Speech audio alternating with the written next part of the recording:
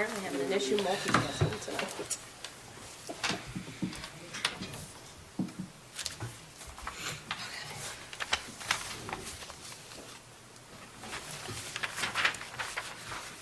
Yes, I'm ready now. All right, Teresa. Okay.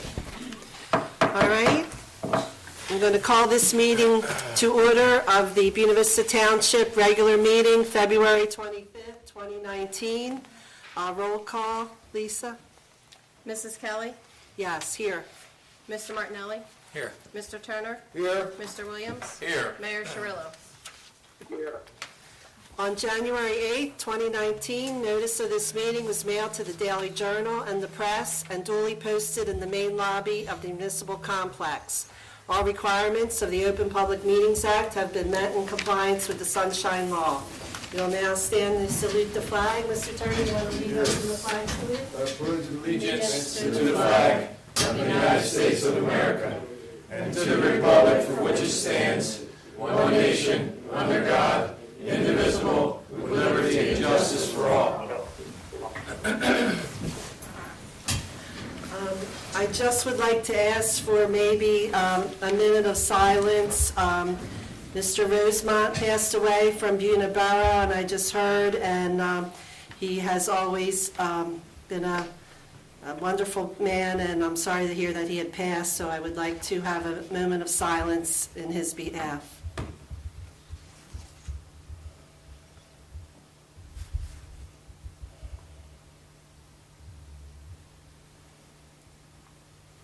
Okay, thank you so much.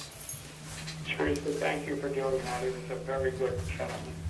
Yes, he was. He always worked well with the township, whatever he could do. He more regularly was coming to the historic meetings. He was Yes, involved in the fire companies over there, so that's a big loss. yes it is. Okay, Lisa, approval of the minutes? Yes, I have 7 sets of minutes this evening for approval, starting with the caucus meeting, January 28th, 2019, the regular meeting, January 28th, 2019, the executive meeting, January 28th, 2019, workshop of February 4th, 2019, caucus meeting, February 11th, 2019, regular meeting, February 11th, 2019, and the executive meeting of February 11th, 2019. All members were present. Motion to approve the minutes as read. Second. Okay, all in favor? Do a roll Oh, roll call, I'm sorry. Roll Kelly? call. Yes. Martinelli? Yes. Turner? Yes. Williams? Yes. Cirillo? Yes, That's right. Item 5, announcements, presentations, and discussions representing the New Jersey State Police here in Buena Vista Township. A trooper, Mendez. Join us at the mic, please. How's everybody doing tonight? Hello. Welcome. Thanks for coming. good evening. Good evening, sir. Lieutenant Liberto had a family emergency. I'll be representing him. For Buena Vista Township statistics for February 2019, Buena Vista Barracks, we had 408 calls of service, 625 motor vehicle stops, 63 criminal investigations, 5 burglaries, 28 alarm calls, and 38 medical assists, none of which administered Narcan, so that's good news. We've had quite a bit of complaints about speeders near the high school, Weymouth Malaga Road, so we've been picking up patrol on those roads, issuing a lot more summonses for those. So overall, pretty good month so far for February. Sounds good. Anything else to tell the public about, to warn or anything? I just heard news of a bunch of quatters near 6th Road in Newtonville, so we'll be patrolling that area as well. Great. Any other questions? Thank you for coming. Thank Appreciate you. it. Thank you. Thank you. Stay safe. Here's Okay, great, thank you. what's your first name? Ken. Thank you. Thank you. Thank you.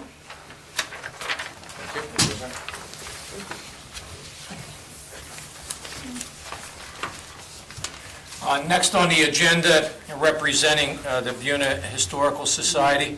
Debbie, would you and your folks like to join us at the microphone, please? Best if you could come around. Come around this way.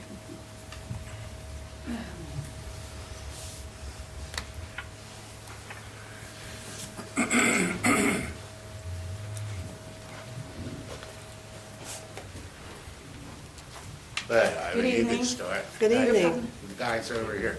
Well, I just want to say good evening to them. We're from the Buena Historical Society.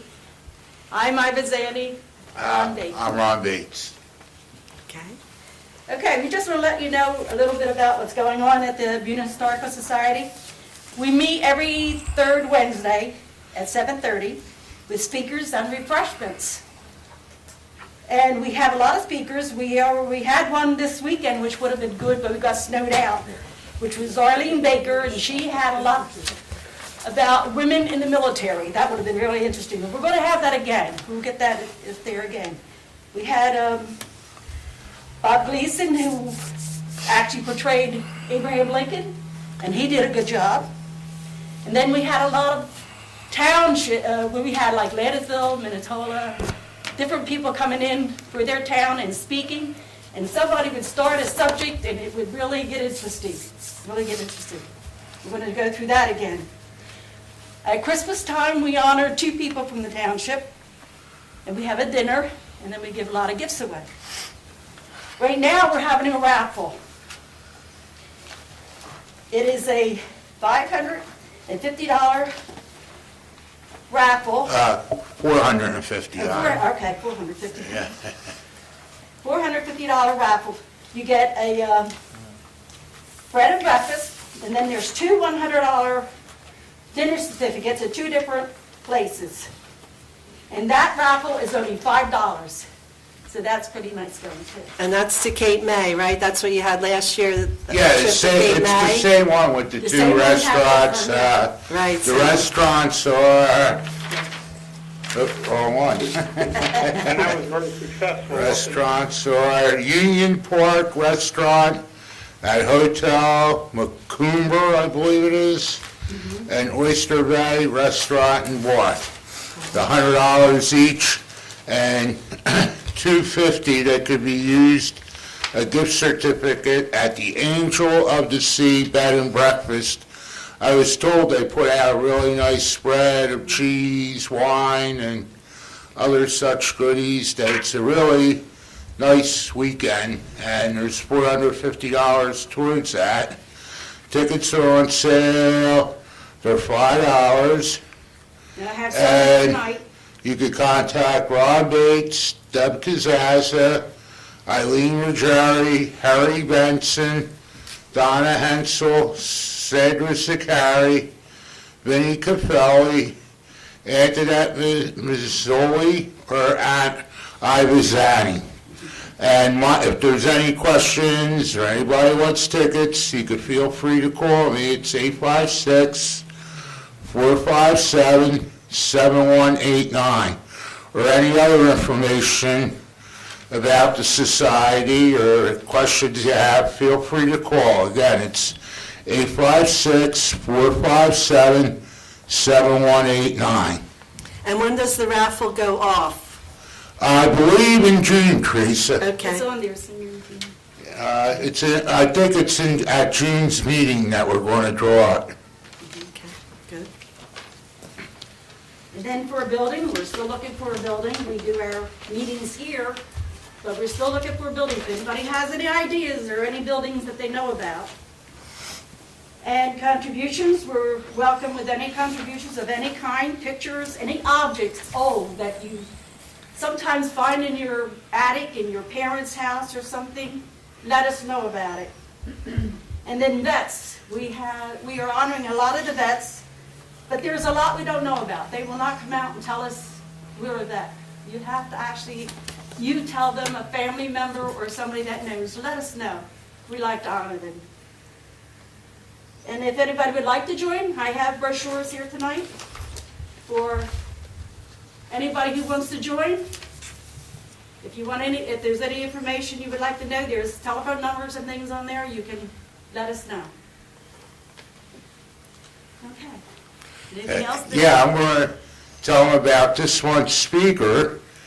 On March 20th, 2019 at 7:30, the Buena Historical Society will host guest speaker Evan Washington and his sister Michelle Washington Wilson. I've been told they describe themselves as storytellers.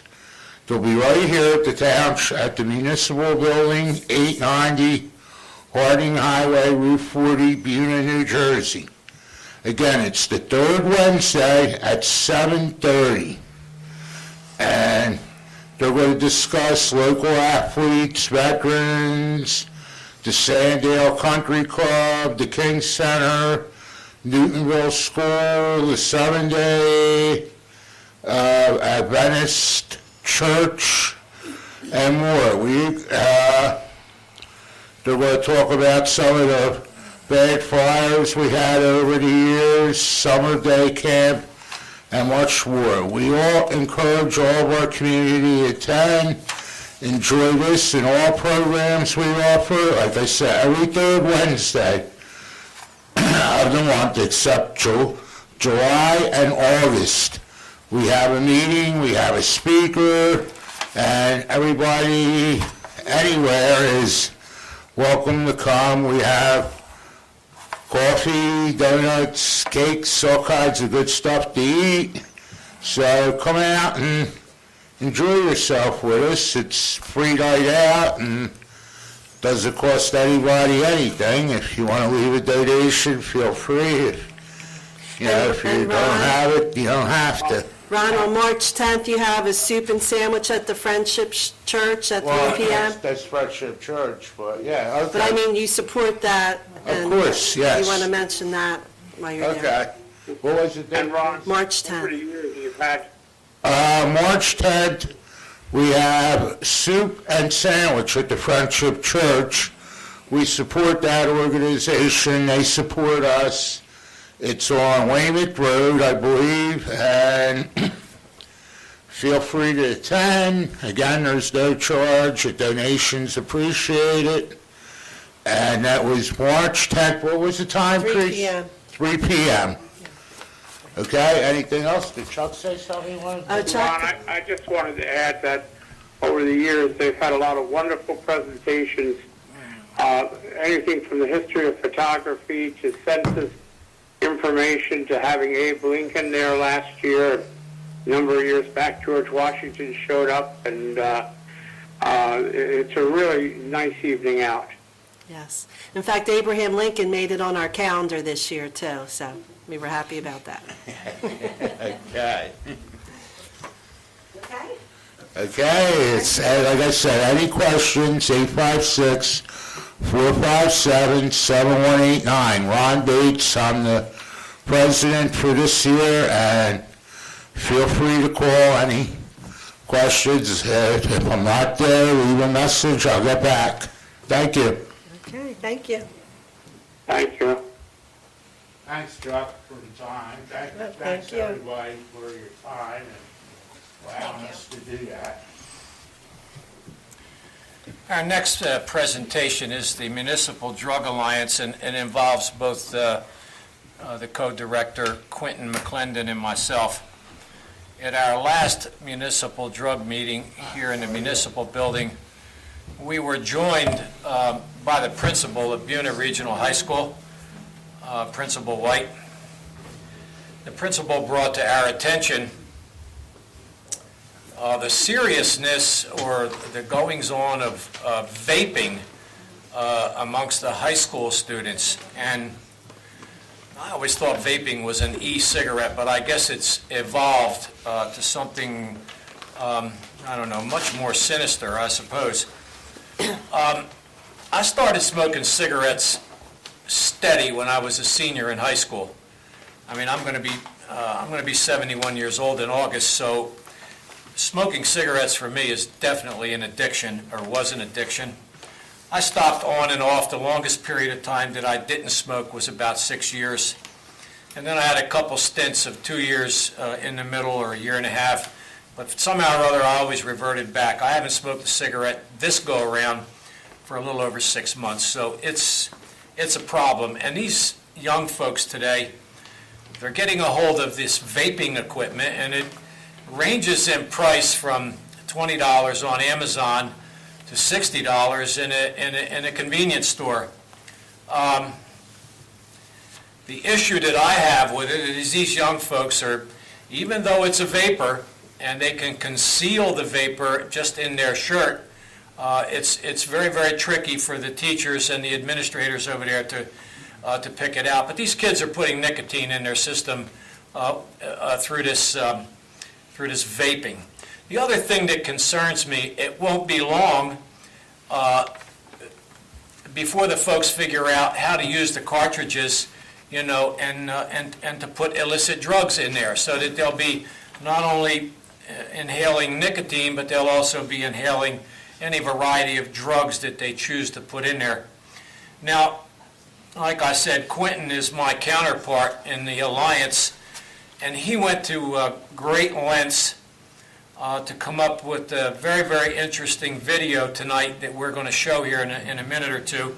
I think it's about 12 minutes long, but it's about vaping and some of the things that go along with it.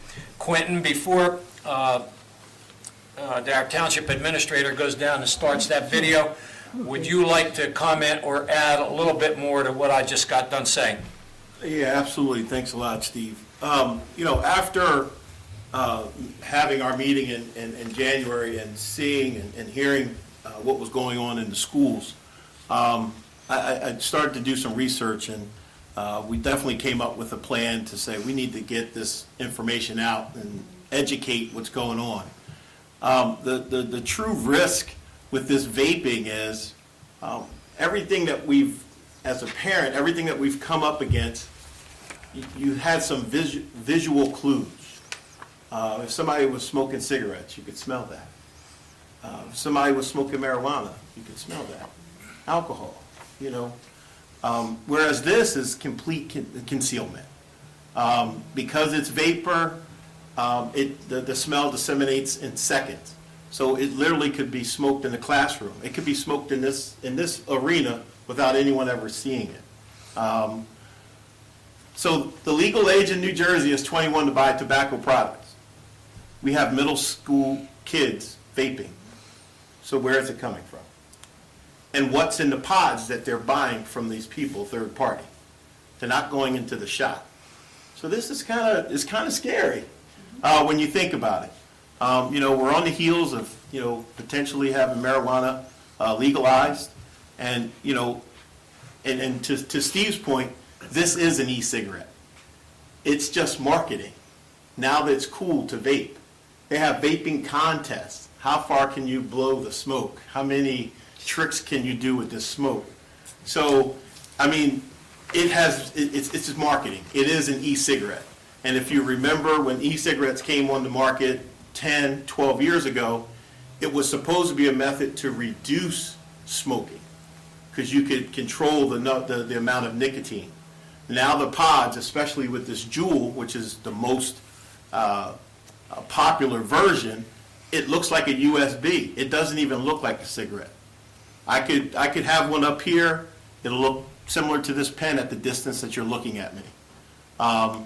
It can really be a problem. And since there's no visual clues, what do you do as a parent? And you have to ask yourself that question. You have to be very engaged with your student, with your child, about what they're doing and why they're doing it. This stuff is being marketed. There's fruity flavors. There's mint flavors. And most of the pods are equal to a pack of cigarettes. And in this video, which is basically an introduction for you to see what these kids are 14 to 16 years old. And they started doing this. They're doing it while they're doing their homework. They're doing it at home. And they're doing a pod, 2 pods a day. So that's like 2 packs of cigarettes a day. and you can't smell it, you can't see it. And, nicotine doesn't present a visual, really. But they're getting a little bit of a high, they're getting a little bit of a rush. Again, it's something that we have to address. The Municipal Drug Alliance, we focus on all addictive behaviors, not just drugs and alcohol. This is going to be one of those things. We don't know what's in these pods for these kids. And we were told by a school official there has been an incident in the school where something was not right, and EMS had to be called on location. So beware, and be educated. And I think tonight that's what this is all about. It just gives you an idea of what this stuff looks like, gives you an idea of what's going on, what the draw is for the kids. And again, vaping is an e-cigarette. It's an e-cigarette. It's just a cool version. And they even have cereal flavors now. Fruity Pebbles. Who are you marketing? Who are you truly marketing? But of course, there's a label. You have to be 21, you have to be 18, or whatever the state laws are. So I guess I'm going to cue up the video. Wait a minute, Quentin. Yes, sir. The other problem that I didn't mention, and I know that Quentin knows this, the school administrators, they're for smoking a cigarette on school grounds or in the school, they have a, there's a system to punish the children.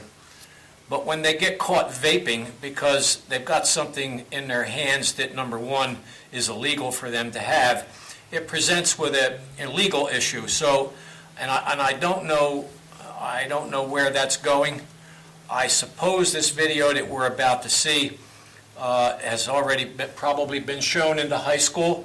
Quentin, is that correct?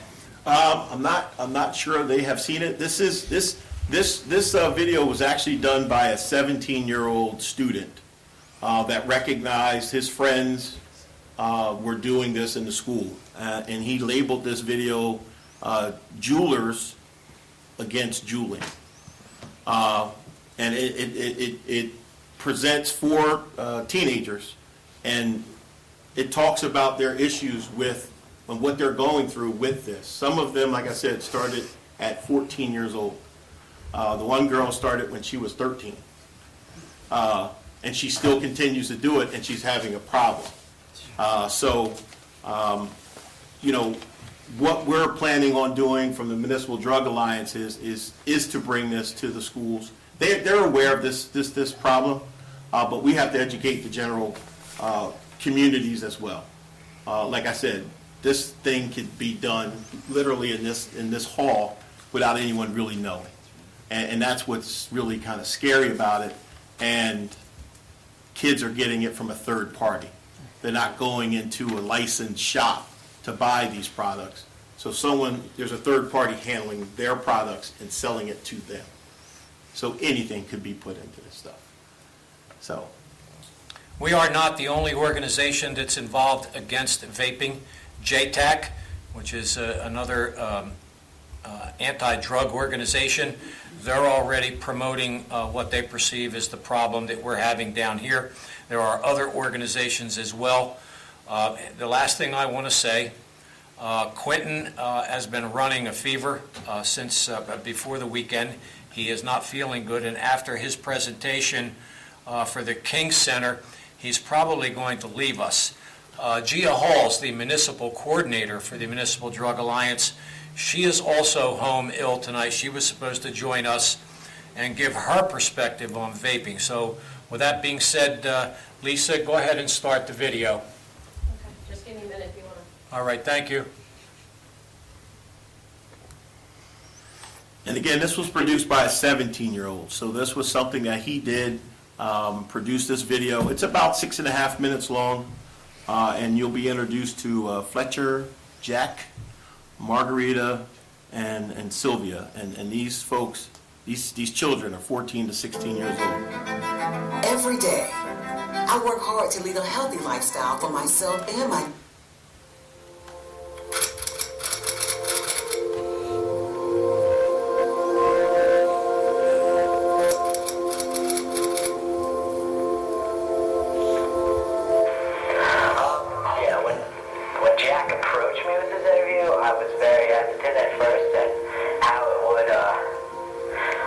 my college admissions and just how people perceive me through the internet and whatever. But then like he gave me a couple days to think about like why to do it, and like in those next 2 days I just looked around and like I see that like all of my friends, like all of my best friends are like addicted to nicotine.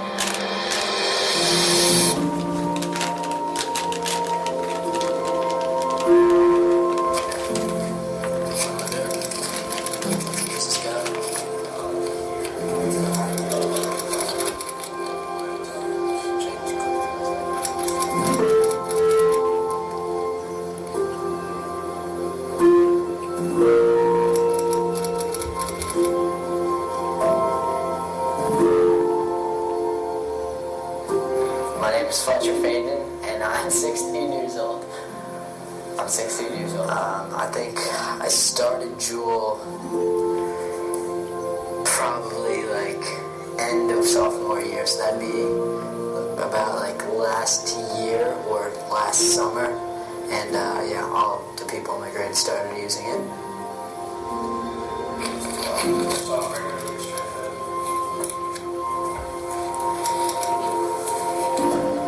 My name is Jack Solomon.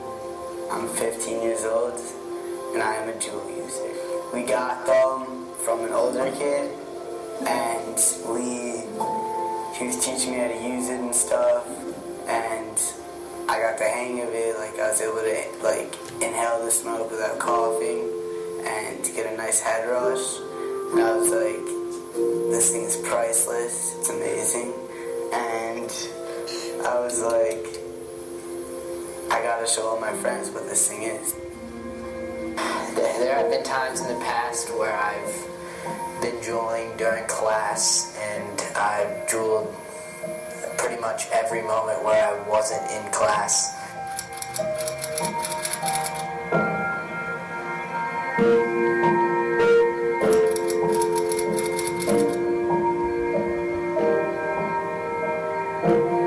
I think that kids leaving school desperately needing pods happens a lot, and it shouldn't happen, but kids are very addicted to these e-cigarettes and need this stuff to be satisfied. People will go during class, people will go to the bathroom, people will go between classes, people go in the car while they're driving home, pretty much any moment where they can be away from the eyes of parents, they'll just be juuling and like all day. Certain people will go through a full pod a day, which is like about the same nicotine content as a pack of cigarettes.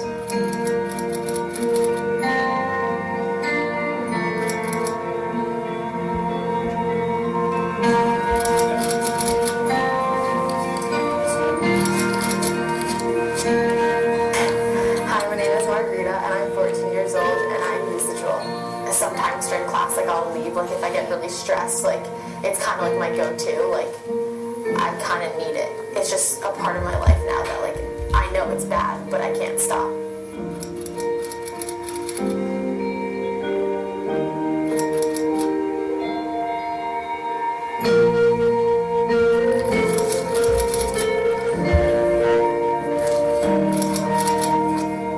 I'm Sylvia, and I'm 14, and I've been using a Juul for 9 months. When I'm doing my homework every night, I'll be writing, and then all of a sudden I'll want a Juul rip, and I'll have my pencil in my right hand and my Juul in my left. Some of my friends have tried using cigarettes, and it's because they have been juuling, because they're so used to juuling that they just think it's okay to use cigarettes.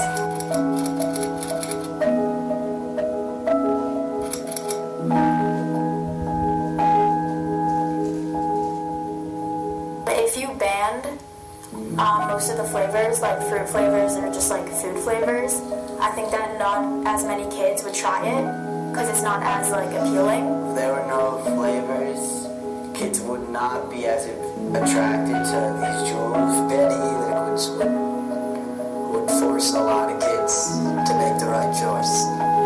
I for sure think that.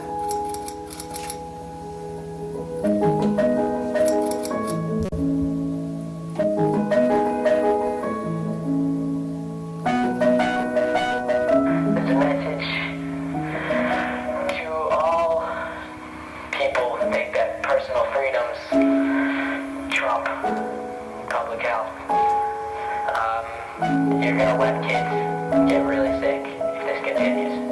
I guarantee the amount of nicotine that's going to these kids' system will result in some bad. I just can't see how it won't. And something's got to happen soon. Something's got to happen soon.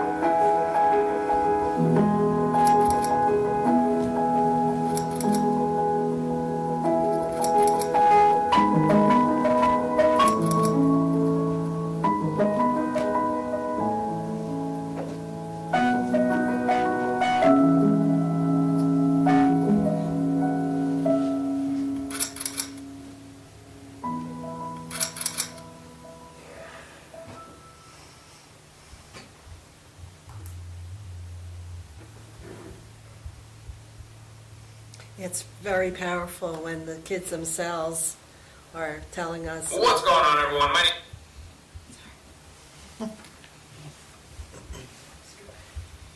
Where's the light?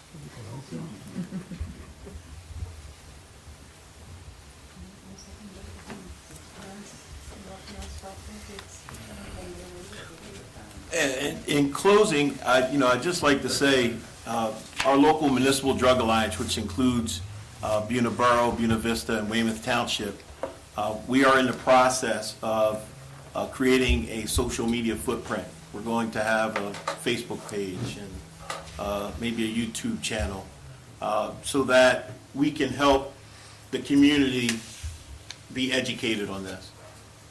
After seeing something like this, on a video like this, you have to have this conversation. You just have to have this conversation with your kids. Because, again, there's nothing that it will present. There's no visuals for you to see. There won't necessarily be a change in their behavior, a change in their grades. Their grades might be getting better. Who knows? I don't know. This one guy talked about, it gives them sort of a little bit of a high. So keep an eye out for our footprint. We will be announcing them officially when they're all up and running. I can be reached at the Martin Luther King Center. I'm sure Steve can be reached through Town Hall if there's any questions, if there's any type of materials. The Municipal Drug Alliance does have printed materials that we can also put in circulation that we will have available to the public as well. That's all I got. You know, you heard the young lady, I don't remember, she was 14 years old.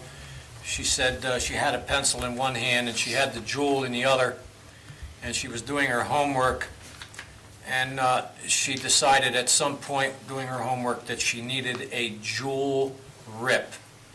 That's drug talk. That's how a tweaker talks, or, my biggest fear is these children, and they are children, end up addicted to nicotine like I was since I was a senior in high school.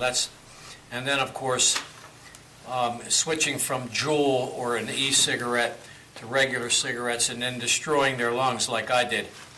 And it's not a good outlook for the children. Hopefully, you take this video and our presentation here tonight to heart. You talk to your children about it. You talk to your parents, the parents of the children. Sir, did you have a question? Yes. So my name is Carlo Favretto. I actually work with Atlantic Prevention Resources out of Epsecan. My job title is I'm the Regional Youth Coordinator for Southern New Jersey, Burlington County South. And my job is exactly to prevent this.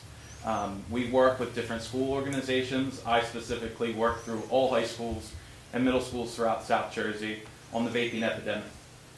A few weeks ago, I got the opportunity to attend CADCA's National Leadership Forum, where I met the Surgeon General, and I also hosted a meeting with Senator Robert Menendez to try to tackle this from a governmental standpoint, but also from a public health standpoint.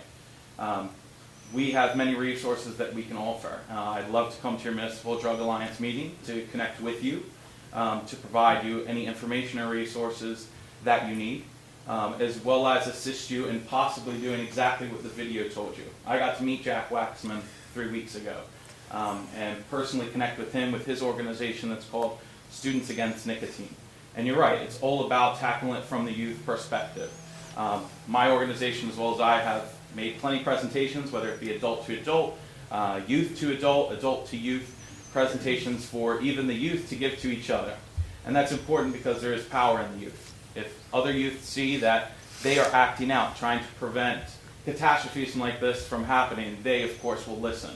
About 12 years ago, I was involved in a program as youth at Buena Regional High School called Rebel, and it was really effective in stopping students from smoking traditional cigarettes. And since a lot of funding was lost under the Christie administration, we start to see those numbers start to rise again. Now that we have funding again for prevention in terms of tobacco under the Murphy administration, we see that it's starting to have an effect, and we're able to get those resources out to youth. When talking with Jack Waxman, we exchanged ideas about how we can tackle this from even a municipal level. You guys as a township committee can pass an ordinance, which many cities have done throughout South Jersey, including Vineland, which puts pressure on your tobacco retailers that are here. You can impose licensing fees for tobacco retailers who are selling e-cigarette devices, especially such as the Juul. It's worked in Vineland. At 49 stores, they've been able to impose... We are already in the Yeah, process Steve of brought that adapting up. an ordinance. To the best of my knowledge, within the municipality, we only have one retailer that's, and I actually went in there to purchase the Juul a couple of weeks ago for demonstration purposes, and I got ready to pay for it, and the lady said $59.99, and I said bye. But I appreciate your presentation here, but you're more than welcome to come to our next Alliance meeting, which I believe is March the 8th at 7 o'clock in the conference room right over here. I appreciate your involvement. I'm sorry. My name's March Carlo. 12th. March 12th, I'm sorry. It's on our calendar, just so you know. All right. 7 p.m. Very good. So I'll make sure I get you some information from Macy's. All the information, we'd appreciate it. Thank you. Thank you. Thank you. So I can send Quentin, wait a minute, go ahead. I have a question also. Do I have to stand up because I'm not your meeting? Well, if you'd like to sit down, you can sit down. My name's Mary Crocus, and in reference to what you were saying, about reaching out to the students in schools, et cetera. But I was wondering, as you were speaking and hearing your great presentation, thank you, do you think you could have a mailing to the families' homes, so the families, there's a small group of people here, who are we gonna talk to help promote your plan, which sounds great. But do you think you could incorporate a mailing per family? Mrs. Crocus, our next move is to get with both the middle school and the high school, the respective principals, and develop that same kind of communication that you're talking about. Get the parents involved, like John Armato did with the proms, where if you want your child to go to the prom, you have to attend one of two meetings about the protection of the child during the prom. So we are working on that. We're just like we are working on an ordinance to stop the retail sale of Juul here in our That'd be community. awesome. Vineland does it, it's very successful with it, and that's what we're trying to do. And that's in the hands of our solicitor here, right to my right-hand side. So at the same time, if you could do a mailing to families, because I think grandparents would be interested. A lot of students are exiting high school, so you're only reaching that group maybe, because they're the youngest maybe in their family, whereas if you could reach it to the whole family community, I don't know. I don't think the community is that huge, but I think it'd be like a nice outreach if you could do a mailing to the family home sites. Or would the school do the mailing to all the students in the school, because that's what they're working on That's now. our easiest access, use the school. So, but you would mail it to the families, not just the... Well, the school would. They give it to all the students, all the families. That But would they be, won't hand it to the students. They'll mail it home. well, they'll talk to the school about that, Well, that's what I'm hopefully. suggesting, not hand it to the students, they'll throw it in the trash. If you can mail it, Well, I know they meet with the schools and have had presentations, so I guess they'll look at That's a that. suggestion. So I can send the director of the King Center home because he's not feeling well. I'm going to ask Quentin McClendon to give his Quentin, yeah, your King Center report. Okay, we didn't have a whole lot going on at the center, but I did want to speak on some of the new improvements that were made recently at the center, facility-wise. The township purchased us 3 indoor trash receptacles for the events that we have, as well as we have now we have a brand-new 32-inch electronic billboard in the reception area. That billboard pretty much covers the community events that are going on, events that go on at the King Center, community things that go on with the township. So we have the ability to upload pictures, flyers, whatever have you. So I've always said from the beginning with the King Center, I believe the community center should be a hub of communication. So I welcome any churches, organizations. If you have flyers, send them to me. I'll be more than happy to not only post them on our Facebook page, but also to put them on that electronic board and have flyers at the center.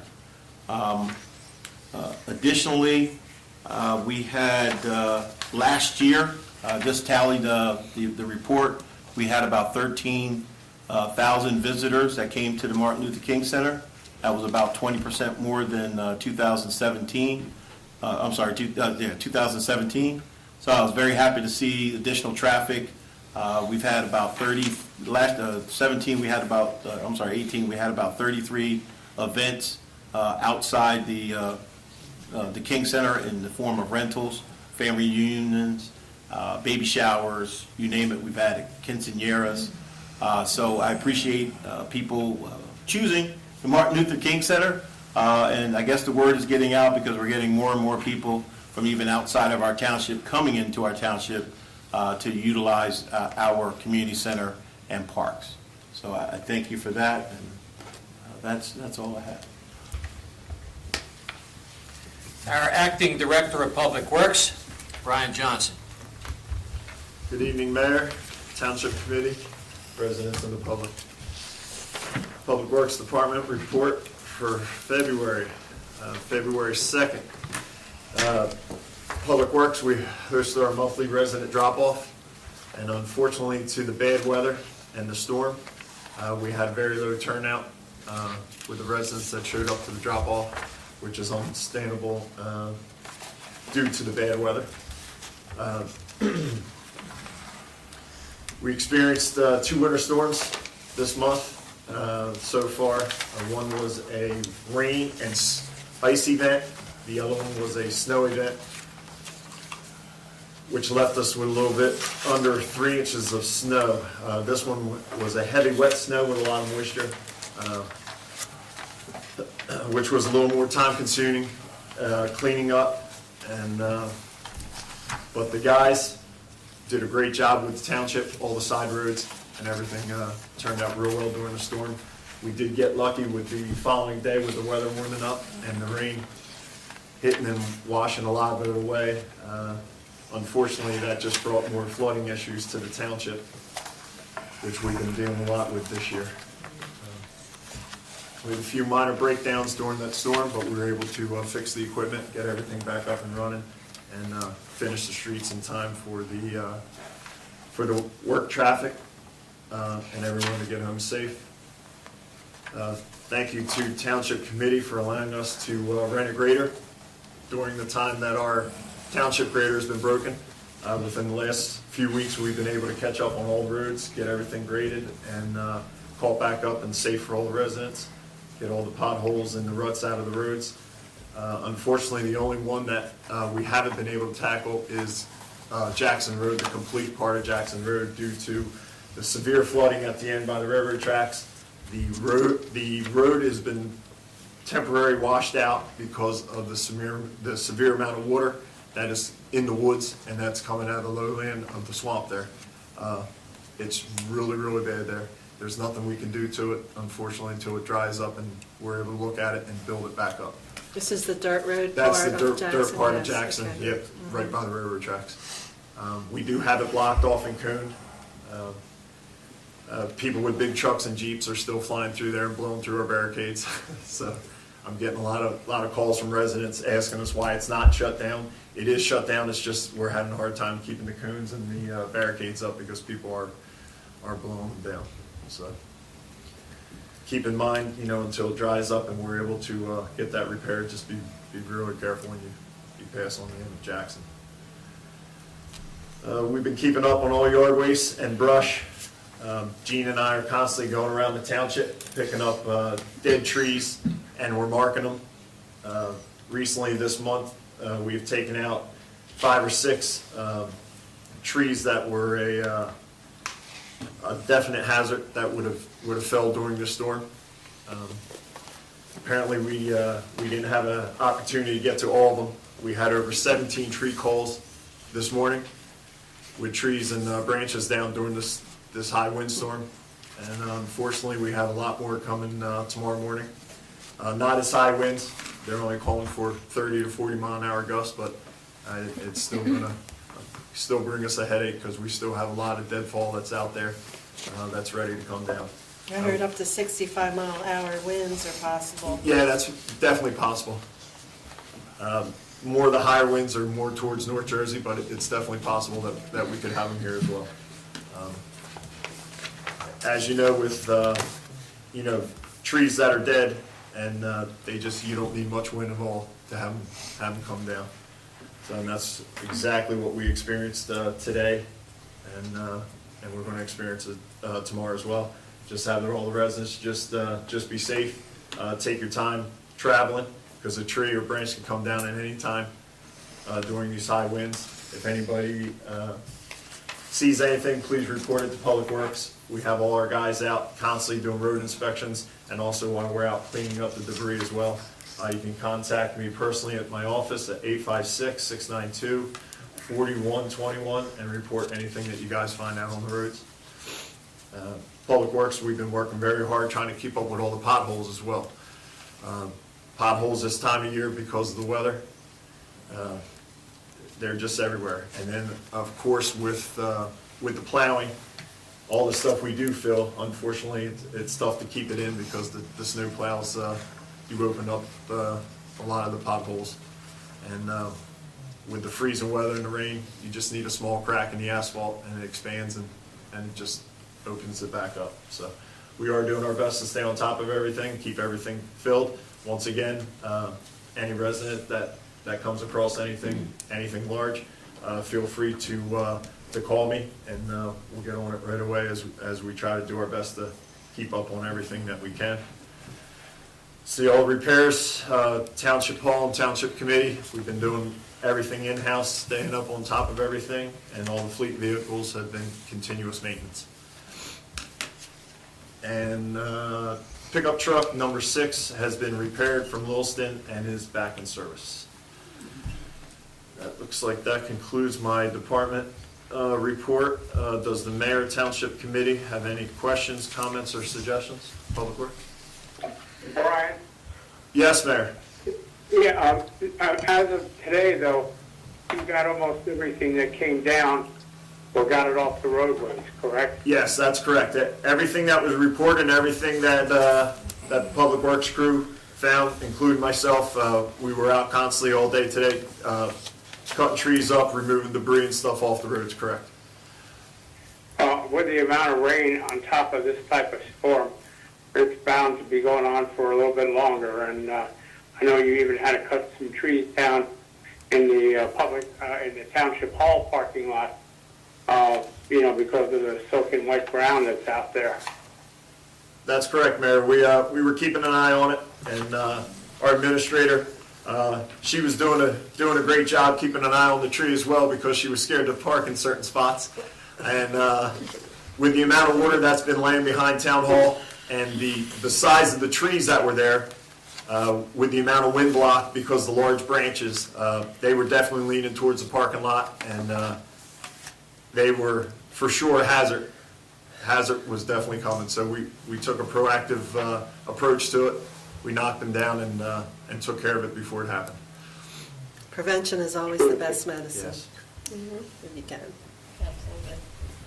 Brian, if you can you speak regarding Pancoast Mill Road and the flooding there and the residents going through and the hazards that causes and what Public Works has been trying to do to prevent Yeah, some of sure.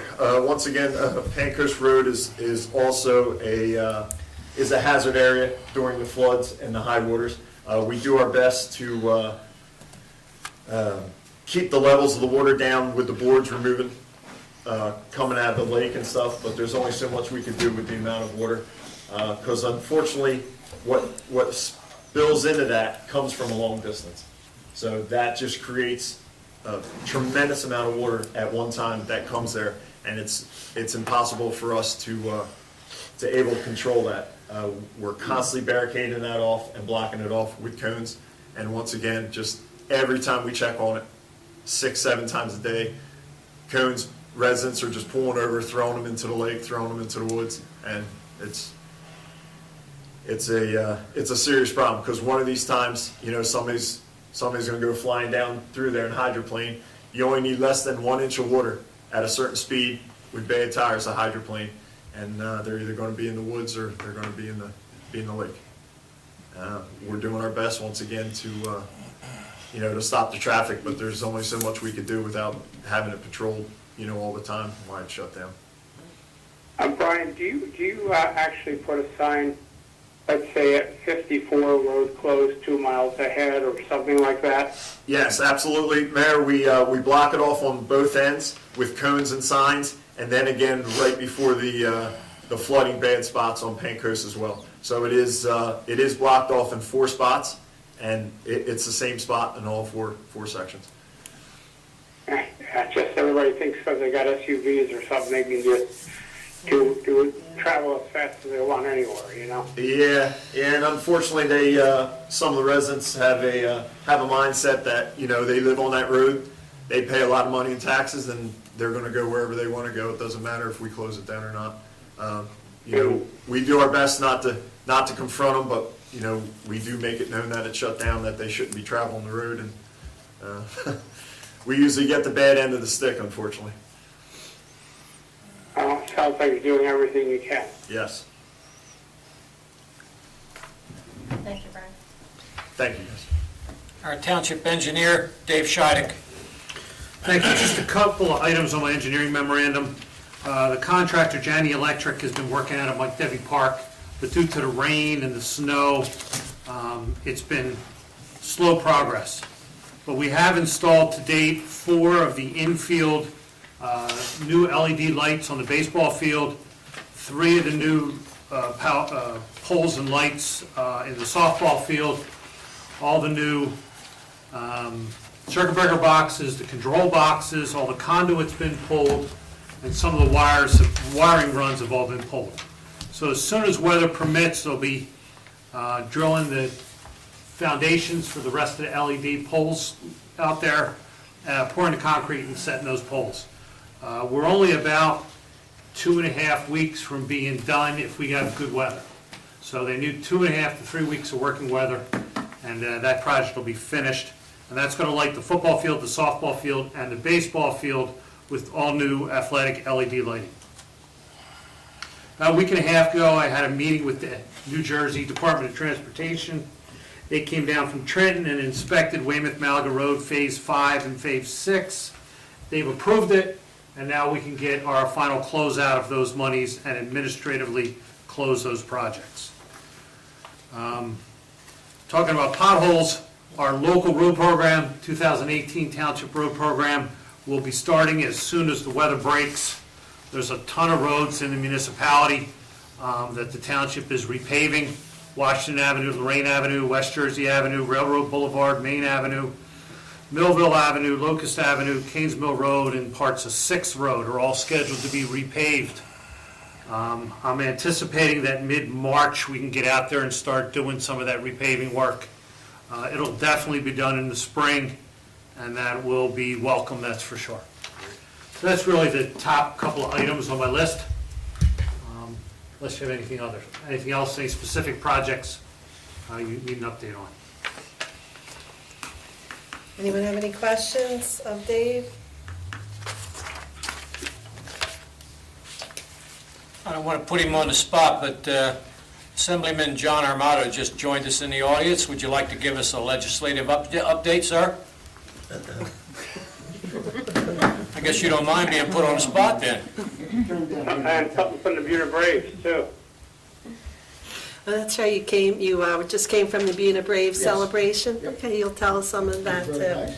Thanks. You're welcome. Good evening. I just came from the Buena Braves banquet they were having for their football team. It was very nice, and they do such a great job with the amount of children that they have. It's got to be unbelievably a lot of work.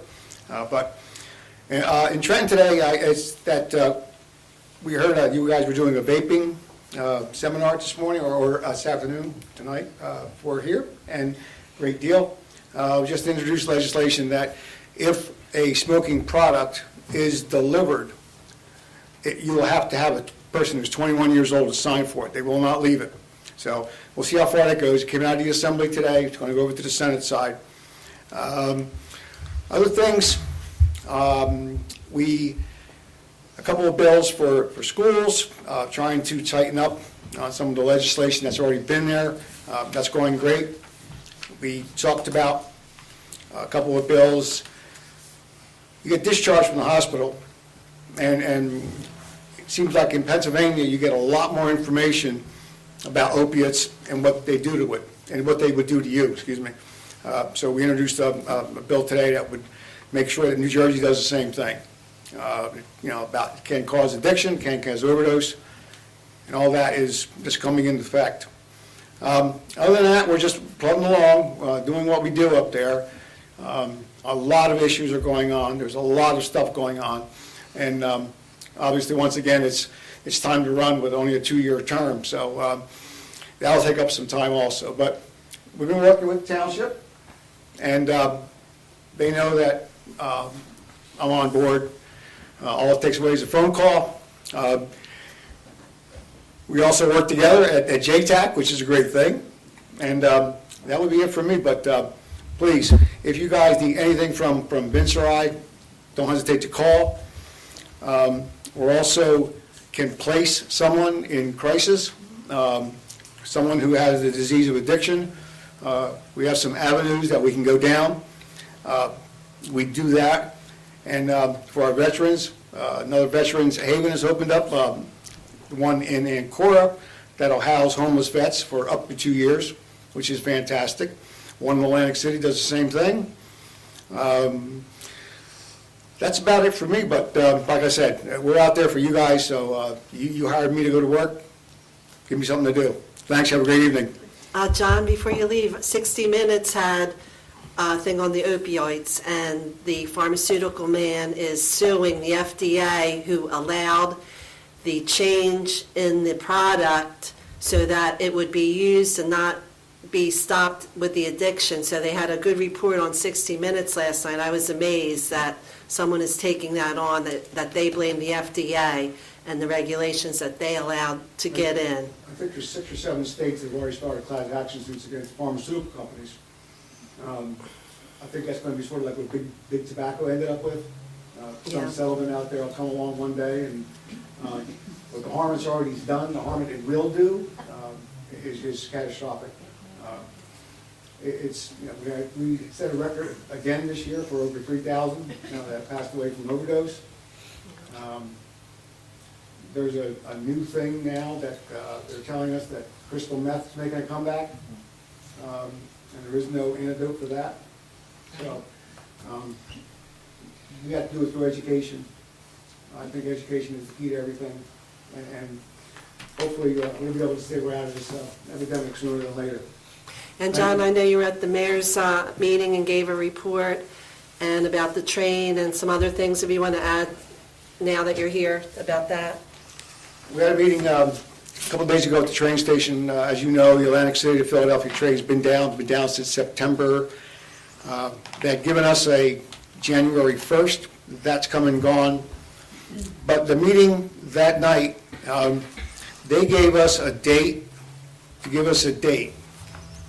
And only NJ Transit could do something like this.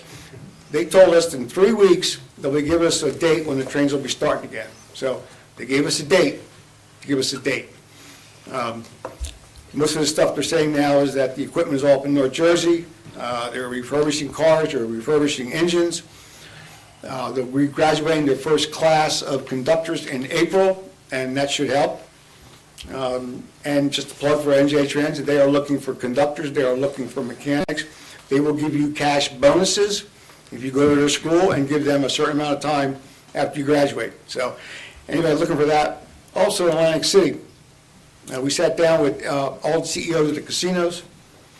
If there's anybody in Atlantic County, anybody in Atlantic City that's out of work, it's not because of the casinos. They are hiring. So, you know anybody who wants to go to work? Atlantic City has it. That's it. Thank you. Thank you, John. Thank you, guys. Thanks, John. Thank you. Just a comment, John, it's just amazing that they know they're going to a public meeting where the public's going to be there and they're not going to be too happy that they don't have solid answers by now. You know, it's really sad on the train situation. Yeah, it was in the press. They didn't even have a good microphone and couldn't fit all the people in there. They mentioned that in the press at the train meeting. Mayor Cirillo, the floor is yours.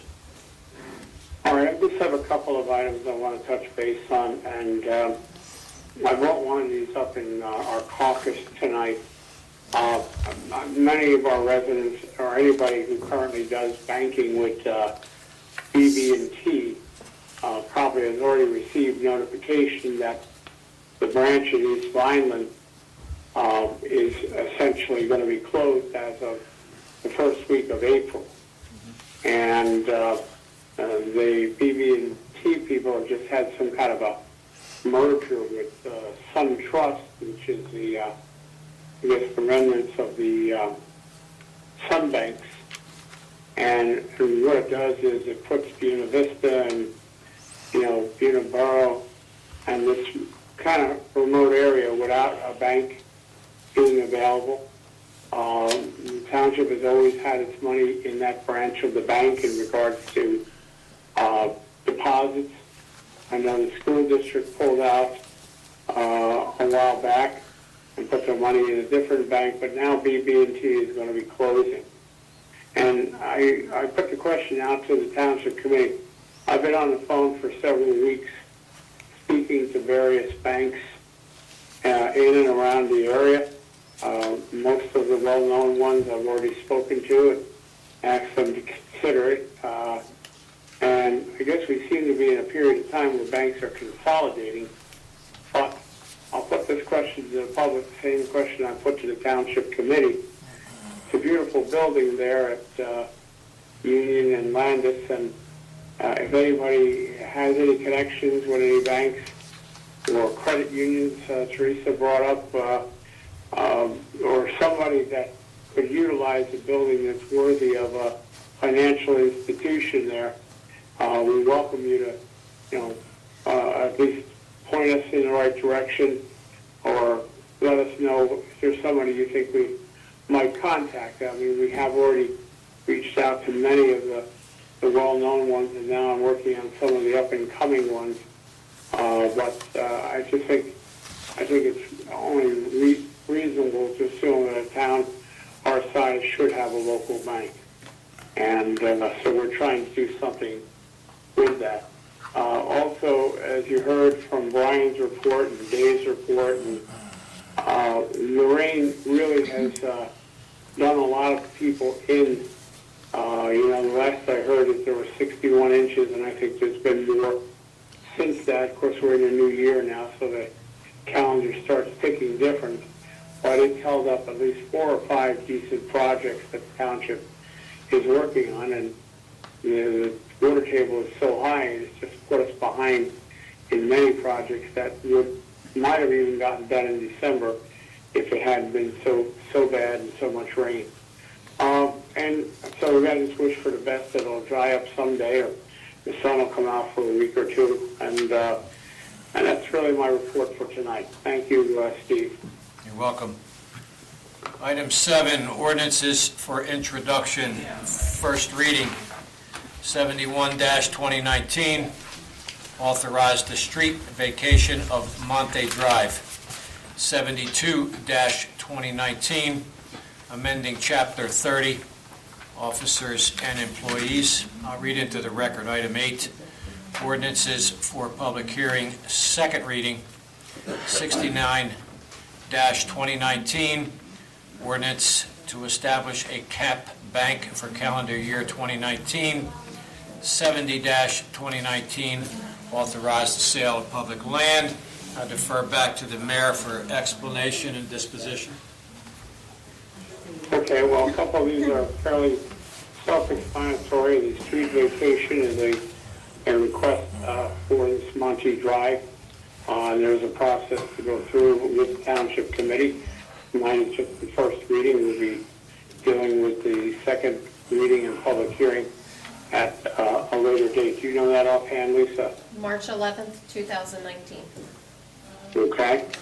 And then the amending of Chapter 30, officers and employees, is a regular standard portion of our code book that needed some updating with some of the changes that have been made more recently with the township, with our administrator, CMFO, other folks, and a couple of titles that need to be added to the book. Anything more you want to add to that, Lisa? I'll pass it over to Dominic real quick. No, we also added the position into the code book because it hadn't been in there of code enforcement officer. We wanted to make sure that position was codified in the ordinances because it's going to be an important position going forward when the township brings up for potential passage the electronic smoking device ordinance.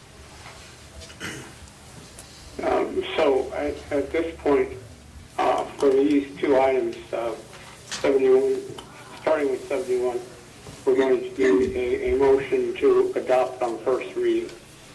To introduce on first reading. Motion. Second? Roll call.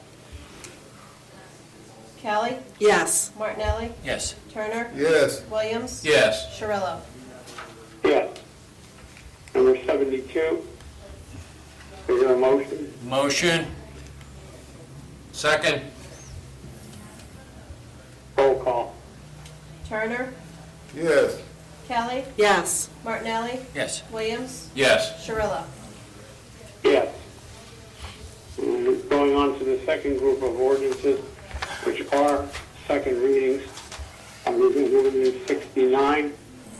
We explained the cap bank at our last meeting, which is basically allowing us to carry certain funds over for a period of a number of years to use certain dollars that can be used over, is it a 3-year period, Lisa?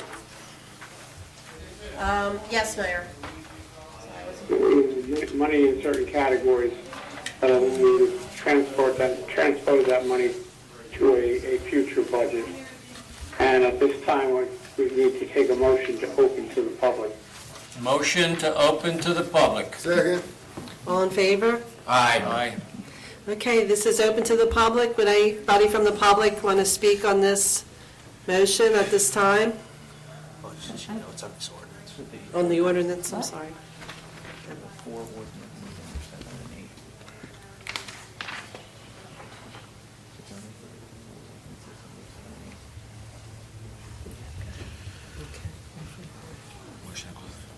Motion to close to the public. Second. All in favor? Aye. Okay. I need a Okay, motion. now we need a motion to adopt Motion to adopt. 16 on final reading. Second. Okay, roll call? Kelly? Yes. Martinelli? Yes. Turner? Yes. Williams? Yes. Shirillo? Yes. Now, number 70 is a request for sale of public land. Is that the property on Cedar Avenue, I believe? Yes, it is. We've had a request for this property to be sold. It has to be duly advertised, and people have to be given the opportunity to buy it. I don't think it's a buildable size lot, and it's joins someone's property, or more than one property, actually. So at this time, we need to open the meeting to the public on the authorization of sale of public land. Motion. Second. All in favor? Aye. Aye. Okay, this is open to the public for Ordinance 7029, 2019, if anybody would like to speak on this ordinance and this ordinance only.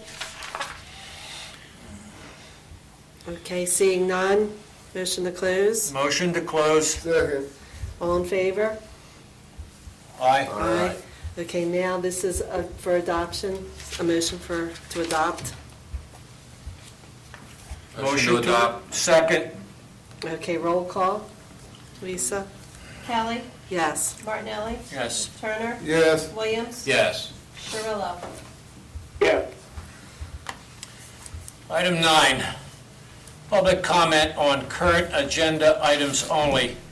In order for the committee to conduct the business of the township in the most productive manner possible, meeting attendees will be given 2 minutes, all-inclusive, to comment on any agenda item or items without comment or question from the committee, but only on items specified on the agenda listed for the current meeting.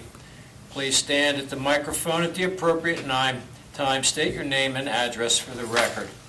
Item 10, resolutions 65-19. Authorize payment of bills in the amount of $977,651.33. Of that expenditure, $843,604.83 was issued to the school for the school board tax, making the municipal expenditure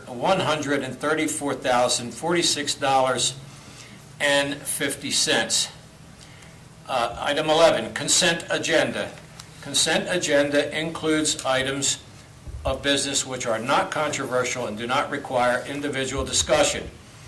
A motion approving the consent agenda is moved, seconded, and voted upon as one item by the Township Committee. If any discussion is requested on a consent agenda item, it is removed from the consent agenda to the regular agenda.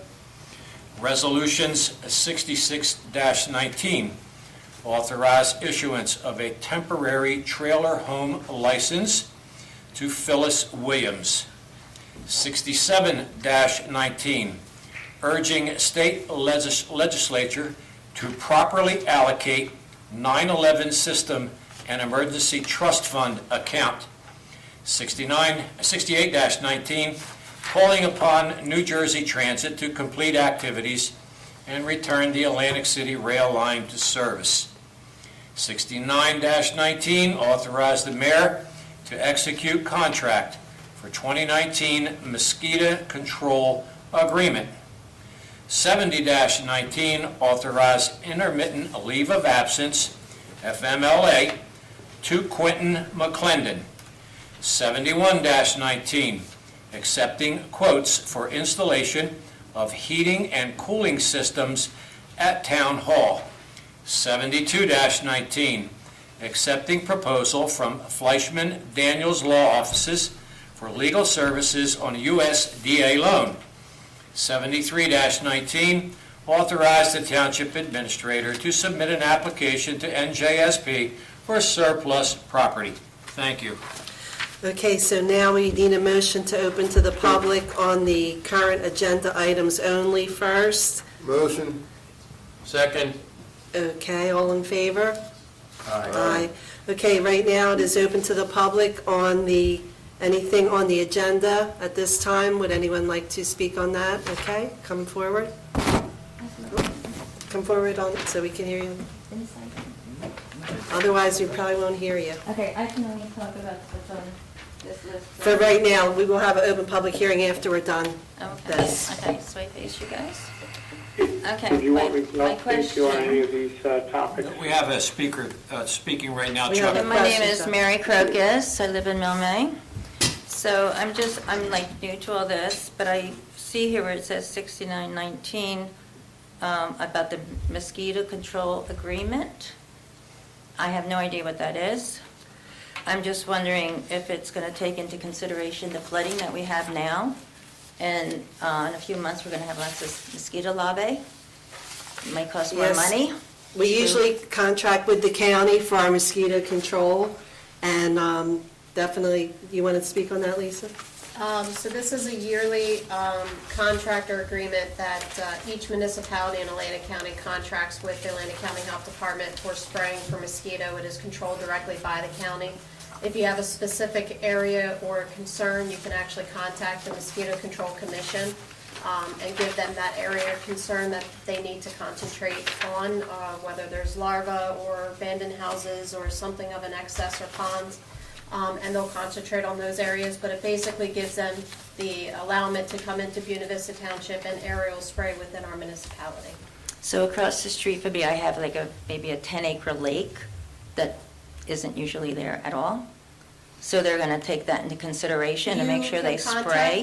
Yeah, you can contact them and give them the location, and then they will tell you regarding when they'll be able to be out to spray on that specific area. But they'll do it if you contact them. Thank you. You're welcome, Mary. Okay, any other agenda questions? All right, I will motion to close the public hearing on the agenda items only. Motion to close. Second. All in favor? Aye. Aye. Okay. Were you saying something, Mayor? Or no? Okay. No, just need now to take a vote on number 65-19 to pay the bills. I'll make that motion. Okay, first from the mayor. Second. Okay, roll call on paying the bill, 6519. Kelly? Yes. Martinelli? Yes. Turner? Yes. Williams? Yes. Shirillo? Yes. And now one motion for the consent agenda all at one time. Okay, I'll make that motion. Second. Okay, roll call, Lisa? Kelly? Yes. Martinelli? Yes. Turner? Yes. Williams? Yes. Shirillo? Yes. Okay. Next, The report from our township administrator. Lisa, you want to go first with your report? Sure.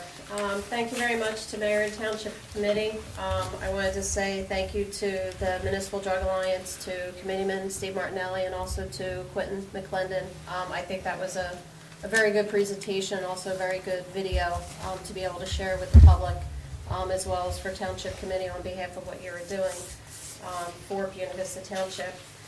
Just a quick update for some events that we have coming up. This Saturday, March 2nd, we are starting our first round of rabies clinics. We have 2 different rabies clinics. This Saturday will begin at Newtonville Fire Hall at 10 a.m. till noon, and then go over to Richland Volunteer Fire Company from 1 to 3 p.m. We will be back out again on Saturday, March 16th, starting in East Vineland at 10 a.m. till 12 noon, and then Collins Lakes Fire Hall from 1 to 3. If you have any questions regarding what is required to bring your pet, they need to be leashed or in a carrier. If you have any paperwork, if they've never been vaccinated before, you could bring that day. And we also will be accepting applications and payment for registrations for your yearly license as well. If you have any questions, you can contact our clerk's office at 856-697-2100 at extension 1. Also, just take a look on our website, which is www.buenavistanj.com. We've updated some flyers for some events that are coming up, and I'm sure it'll be covered through the deputy mayor. But for the Easter egg hunt, we now have a new schedule for summer concerts are up there. The Environmental Commission is giving out trees starting April 1st. So definitely take advantage of our website as well as our Facebook page for various updates for any activities, events, or anything else that is happening throughout Buena Vista Township. That's my report. Okay, thank you, We Lisa. have some department head reports. The committee has received copies of report from the tax collector, report from the tax assessor, a zoning report from our zoning officer, Rick Rocchiello, and we already had the King Center and the engineering report done here live tonight. And we have one more report, which is from our animal control. So those reports are in everybody's hands, and they are due in time for the fourth Monday of the month meeting. That's all I have. Okay. All right, Mr. Martinelli, you want to give a report? Thank you, Teresa. 2 Saturdays ago, I attended a roundtable discussion at Reverend Mallory's church in Richland. It was in regards to the minority student wrestler at the high school that had to cut his hair on the mat as a result of the referee demanding that he didn't have, or telling the kid that he didn't have the appropriate headgear. Prior to going to this roundtable on Saturday, of course, I had appeared before the school board. I also appeared on television and several media networks, and I still stand in defense of that young man. It's scholastic wrestling. It's not collegiate wrestling. It's not Olympic wrestling. He's a 16-year-old freshman. During the roundtable, there was 2 thoughts, or 2 schools of thought. The first thought was that all the adults around the student failed to provide him with the adequate or the appropriate attention to go on the mat and successfully compete. Well, everybody's entitled to their opinion. Everybody's got a nose, including me, but I definitely do not concur with that assessment. My school of thought is the referee failed to show up at the weigh-in. It was a tournament. The kid had wrestled prior to this match, and that was the root cause of that kid having to cut his hair.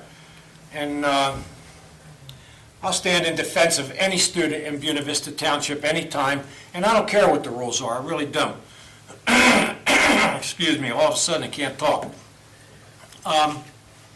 I want to get back to the Municipal Drug Alliance for just a minute.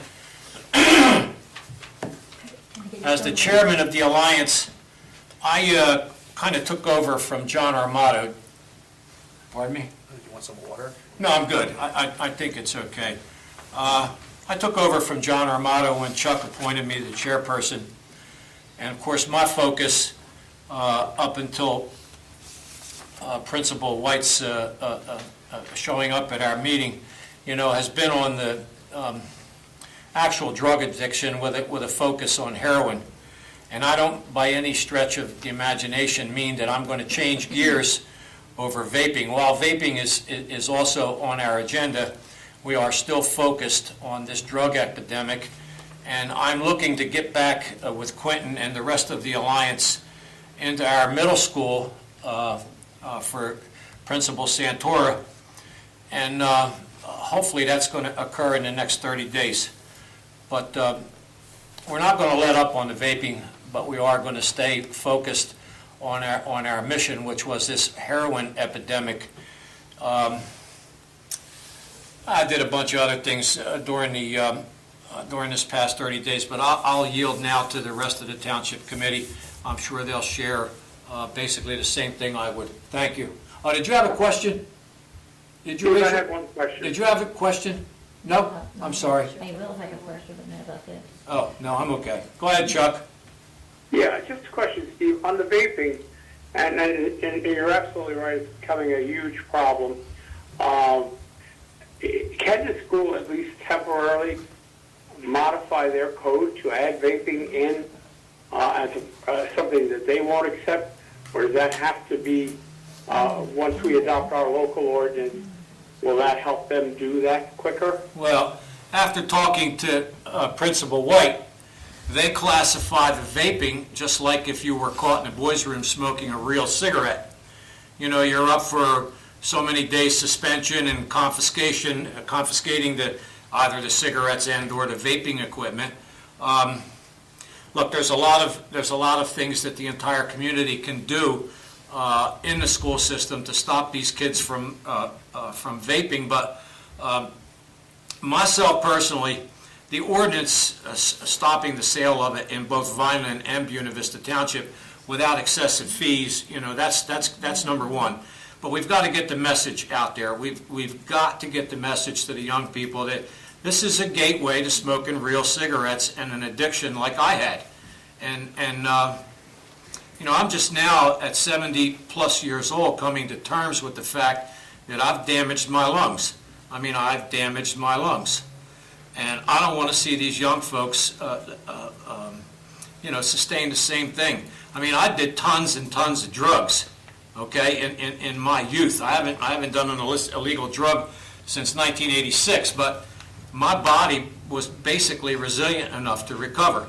I don't think my lungs are ever going to repair themselves. And that's what I would like to convey to the students. And I think that's the key. It's knowledge, it's awareness, and it's, you know, as many times as we can get into schools. Quentin, pick me up here, brother.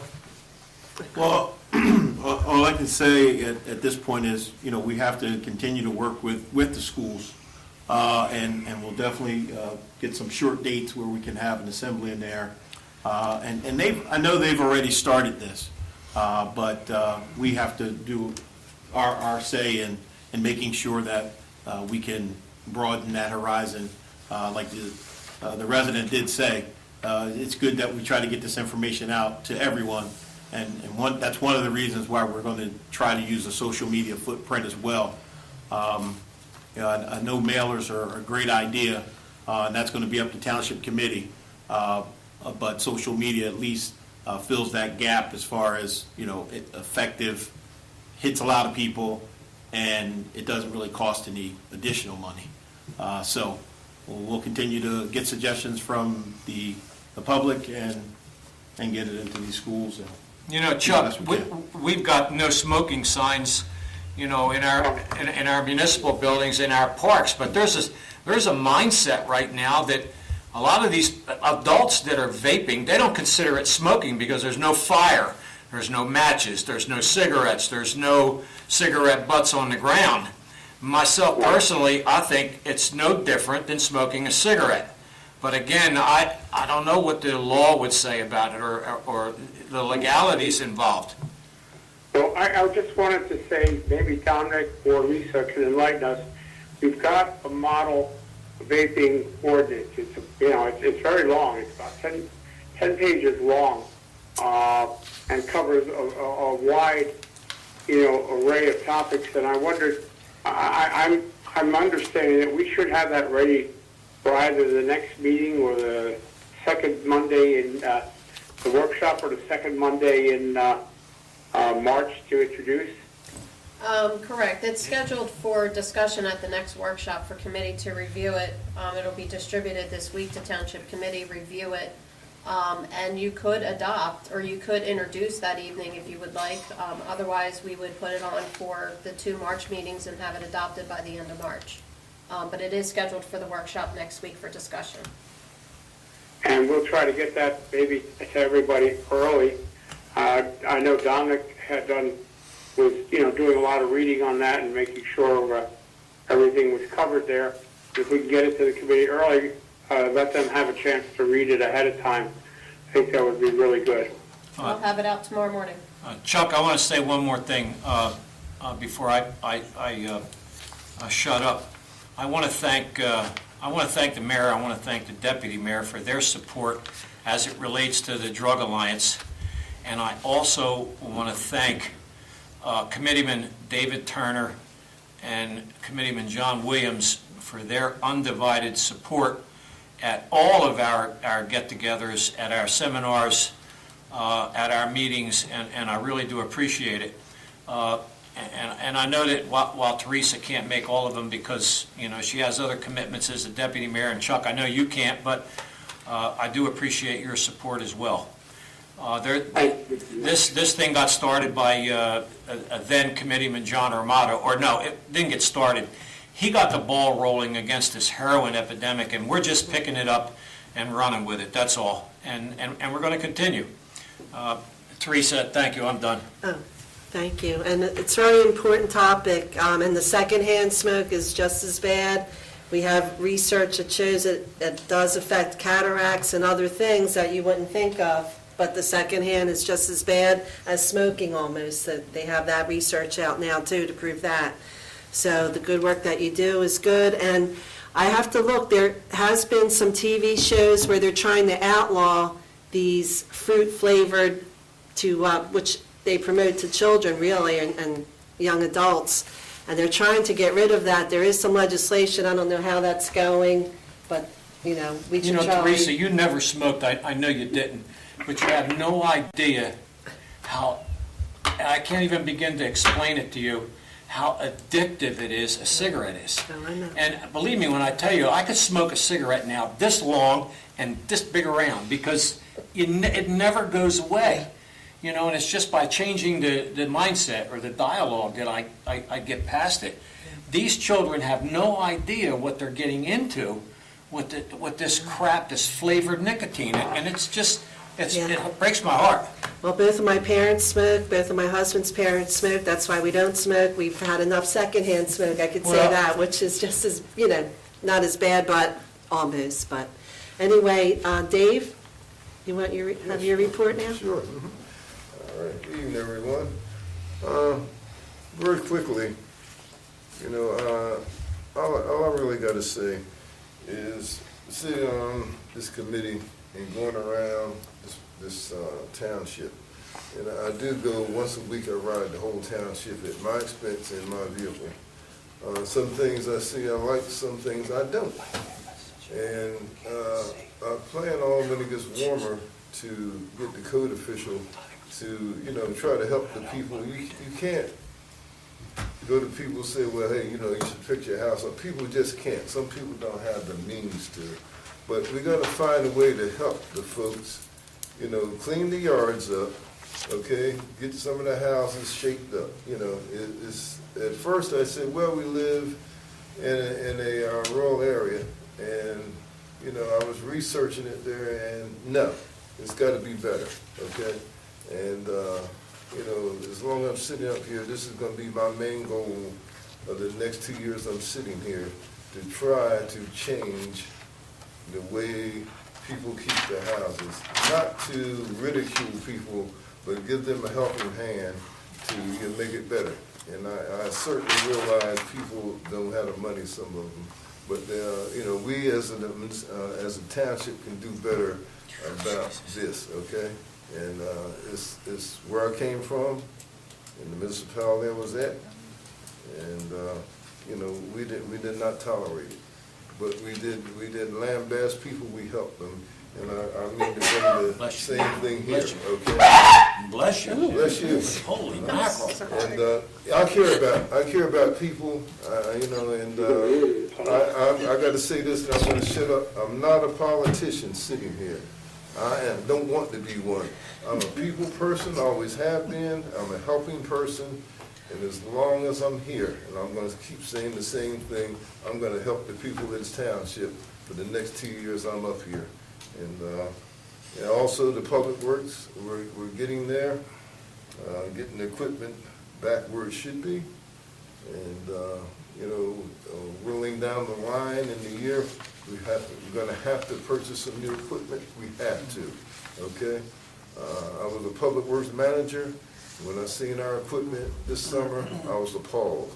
I mean, I'm going to tell the truth about it, but it's getting there. It's cost a lot of money, but what we got, we got to keep it running for now. But down the line, if I had anything to do with it, as far as our bonding process, we have to buy some new equipment. And we're building new buildings so we can put our equipment in, maintain it better, and the taxpayers will have to, down maybe 10, 15 down the line, they're still going to have some good equipment, okay? Because believe me, your one of your biggest line items is public works in your equipment there, and it should be well taken care of. Because, that's the way I feel about it. It's people's money, okay? That's it for me. But Dave, on the zoning reports and complaints, a lot of people do complain, and we have our zoning officer go out, and people are cited, and they're given time, and sometimes people complain things aren't done fast enough, but there is a process that we go through, and we do try to do the best we can. But maybe some of the housing rehab later on we'll be able to get, that people can apply if they need help, and so we're working on that too, Dave, just for Absolutely. reporting that. But I'm gonna still continue to push, while I'm here. All right, very good. John? Yeah, I just wanted to start out by, we introduced the budget on February 11th. We worked on, there was a group of Chuck Chiarello, Lisa Tilton, the administrator, Janet Kelly, and Mike Garcia. And we started out with a 3.5 cent increase, and we got it down to 0.09, which is 9/10 of 1 cent. So that transmits to $9 per every assessed 100,000 of assessed value. And we're going to adopt the budget on March 25th. And I also worked on, I attended the League of Municipalities dinner, and at this dinner, Senator Steve Sweeney swore in the officers, and he also spoke of a program they're working on regarding the health benefits and pension reform. And in fiscal year 2019, $3.4 billion is appropriated to health benefits for current state employees, retired teachers, and retired state employees. Unless changes are made in the benefit structure or system-wide changes are implemented to manage health care that reduce costs, these costs are projected to increase by $700 million, an average increase of 5% per year over the next 4 years alone. The combined $4.1 billion increase in state funding for pension and health benefits over the next 4 years is $200 million more than the state revenues are projected to grow during the time period, assuming a 3% growth. And that does not include a minimum of $3 billion in other spending needs and priorities that will be incurred. The task force has identified actions to improve the fiscal future of the state. These options are designed to save at least 30% of the projected $4.1 billion increase for pensions and health benefits by fiscal year 2023, and to lower the long-term unfunded liability for pension and retiree health benefits. All the savings from pension and health benefit reforms should be dedicated to pension funding. Fixing the state's pension system is a complex issue, and this group has come up with a hybrid system on the pension, and maybe Teresa can elaborate a little bit more about that when she gives her report. But I just wanted to bring that to everyone's attention because that's an important issue for retired and current state employees.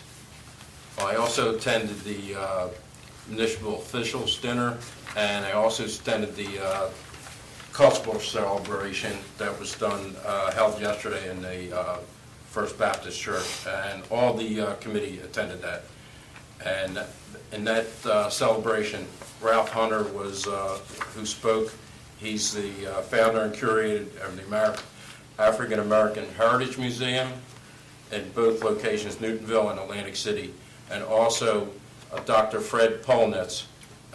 He's another African American who had a significant role in the NASA space program. Remember Hidden Figures. Dr. Polnitz, a graduate of several universities, including Harvard, is another African American who was an engineer in the NASA Apollo space program. As an administrator, he served as administrator in several historic black colleges and universities. His work with the space program compels us to appreciate the often unheralded yet phenomenal contributions of African Americans and the many achievements of our nation. And also at this celebration, James Brown was memorialized, and thoughts and memories of a man who helped define his Richland community. And that's about it. Okay, thanks, Okay, John. Well, you thank covered you. it pretty well, so I don't think I have to mention it. You did a good job, and I don't know if you mentioned Lonnie Youngblood was there, who's always very entertaining, and Lonnie is going to be coming to our summer concerts, and I believe he is also going to be on the 4th of July celebration early on, so we're looking forward to that. And I think you covered most of that, John, so I don't have to. You mentioned the Atlantic County League, which I was past president, and I'm stepping down, and John is going to get on board to be on that in the future. I think you're now second vice president of that committee. And you're right, Senator Sweeney came and spoke about state issues, about the train, about the marijuana legislation. He said it's not going to be if, it's going to be when it is passed. So it is on that track to pass. And he spoke a lot about that, and the school funding, which is going to be reduced and has continued to be reduced, and he had questions on that. I also attended the mayor's meeting, along with Mr. Turner, came along with me. Assemblyman Mazzio and Armato were there, and they were there to also talk about the train date and what incentives we can do to encourage volunteer rescue and firemen, because some towns are having a tough time. We're lucky we have full volunteers in our town, but a lot of towns are having trouble keeping even the firemen. So they are talking about what can regulations be reduced to help increase volunteerism, or some kind of incentives like insurance and things like that. So the assembly was there for various questions, and they did a good presentation. And John luckily came tonight and did go over some of those issues.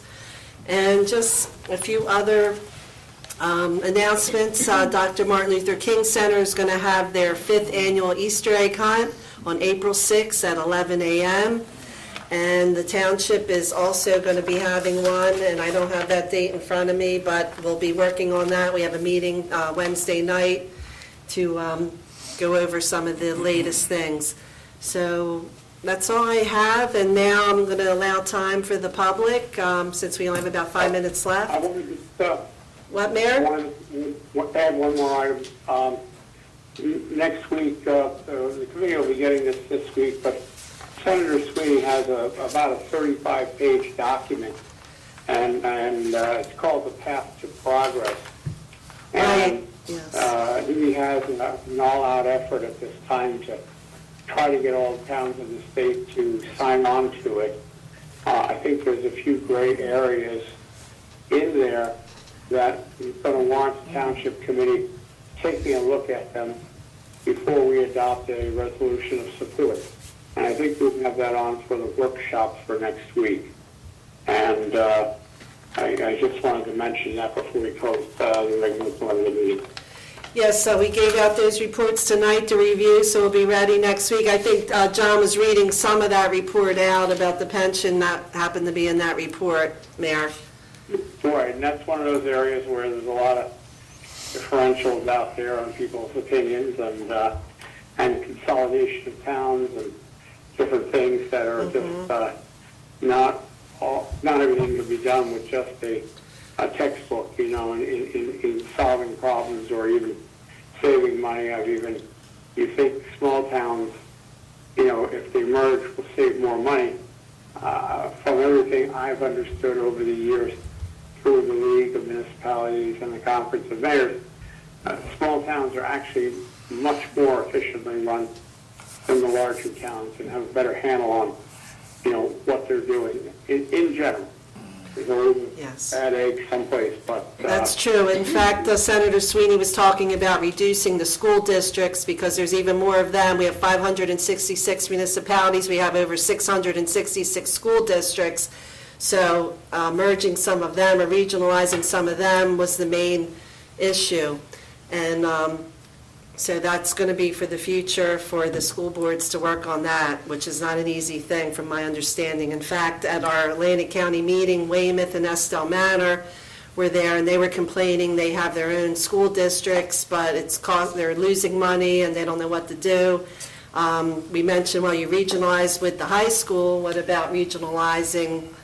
But of course, they were fearful of that, but I guess they had some past experience where they had regionalized with Woodbine in the past, and then they were fighting over where the superintendent was spending more time. So I guess you have issues like that, so that's going to make it difficult. But, it makes sense when you're already close by. So, okay, I'm going to now get a motion to open to the public. Motion to open. Second. All in favor? Aye. Okay, now this is the time for any issue for the public if they want to come up. And Off with that. Yes, there you go.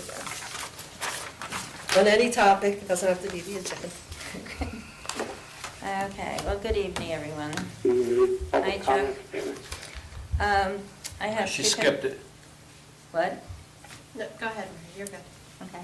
I have two questions, general questions. The one question, I live on Tuckahoe Road in Milmay. Across the street from me was dry land for a lot of years. Previous to that, it was wetland. And there's a home, I live at 1057 Tuckahoe Road in Milmay. Okay, now we have like a 5-acre visible lake across the street from us. So we have lakefront property now. And this lake, I know we've had a lot of rain, granted, but this lake is not moving down at all, where other areas are drying up. And we have photos of this lake going beyond what we can see, way into the woods behind the lake. So it's probably like 10 acres, maybe 15 acres, maybe 20. It's a big flooded plain of water.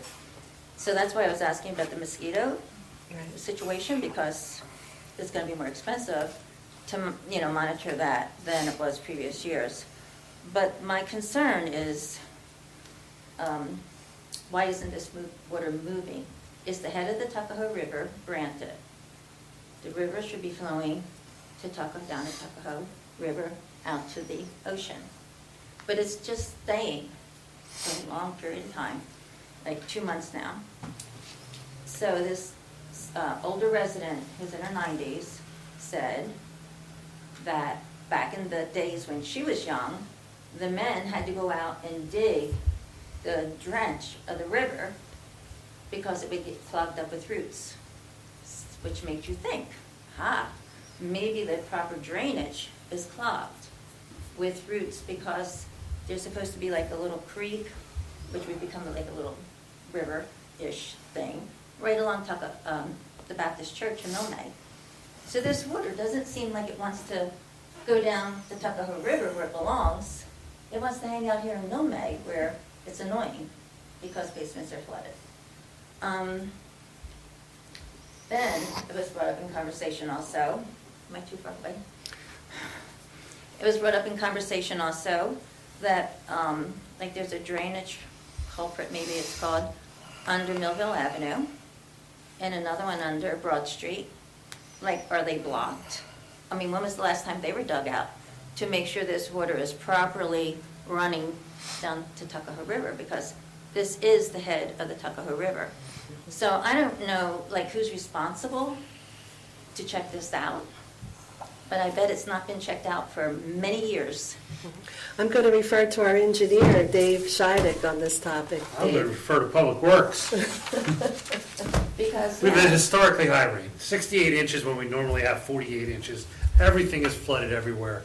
There may be some culverts that could use some cleaning, periodic cleaning.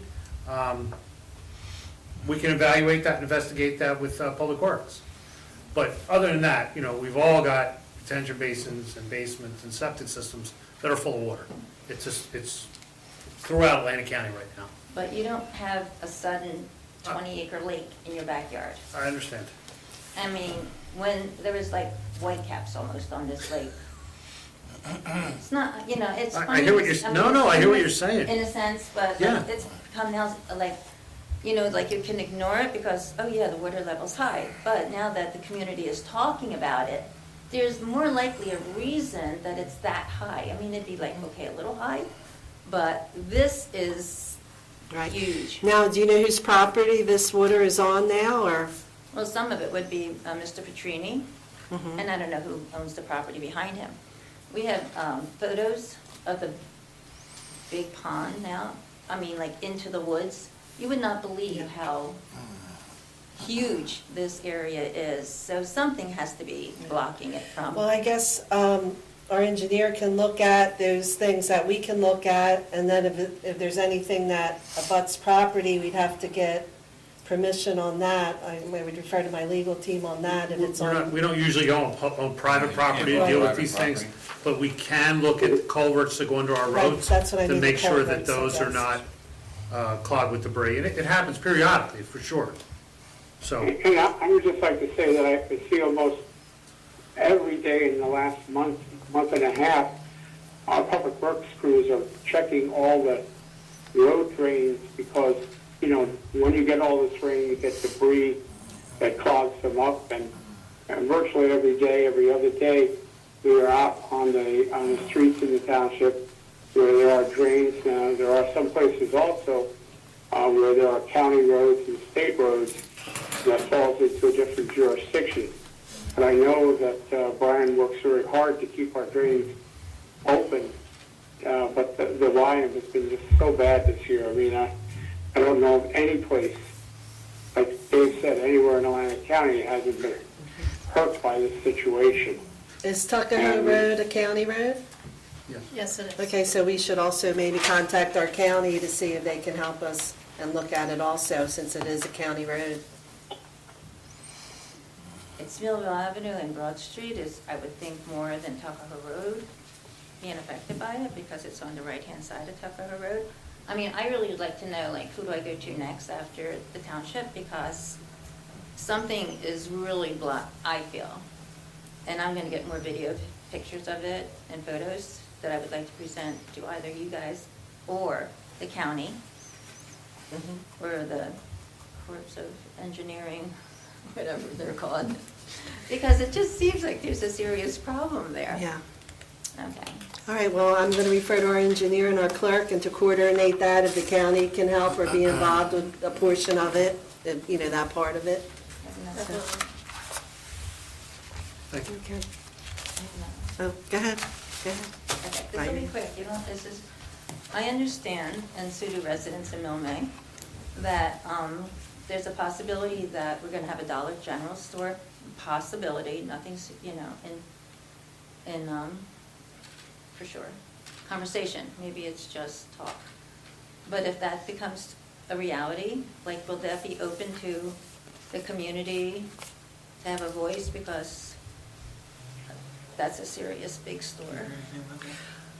I don't know anything about it. Mayor, do you know anything about it? You usually hear about some of these things, but if it's... Well, Go ahead. the dollar store people have been looking in the area, and I think they have looked down in Nome. Just like when you're way up to Hamilton, you see they put in, I don't know if it's a dollar store or one of those. In the middle of Nome, where the taverns are and all, it is an area that does allow commercial development. Not that we've had anything much, but, they have anything like that would come first to our development review committee, and then it goes to the planning board, and anything like that would be put in would also, you have to weigh the benefits and the convenience of it, but also when they build it, they have to meet all the standards for having proper drainage and a retention basin on their property to keep the water from doing any further damage or anything. So if anything does come, the public would have opportunity at the planning board. If they come before the planning board, that's, when they get to that point of these people are selling them this, whoever, because it's private landowners selling it. How would we know? What's that? How would we know? I mean, So do you anybody know? who makes an application to the planning board, Oh, for the planning depending board, on the yeah. type of application, but for something of a commercial property would be required first to make notice to any individual within 200 feet of the property in which they plan to develop, as well as publish it in a local newspaper, which could either be the Press of Atlantic City or in the Daily Journal.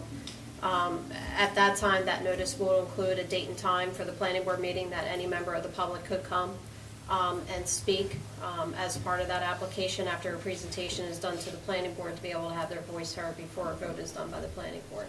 They're the two places to be able to do it. If it is something that comes to the board, you can keep an eye out onto our planning board agendas, which are published here at Town Hall as well as on our website as well, to keep track if any application is coming in for development to the planning board. Planning board also generally meets on the third Thursday of each month. But, notification comes out usually about a week before, right, Lisa? At least 10 days prior to the hearing date is when they have to at least have it mailed out. It could be prior to that, or it could be right around that 10th day, but they could have it published at least 10 days prior. Once that notification is out, they will have plans that will be here for public inspection in the Township Clerk's office, which is also the Planning and Zoning Board, which is what I handle.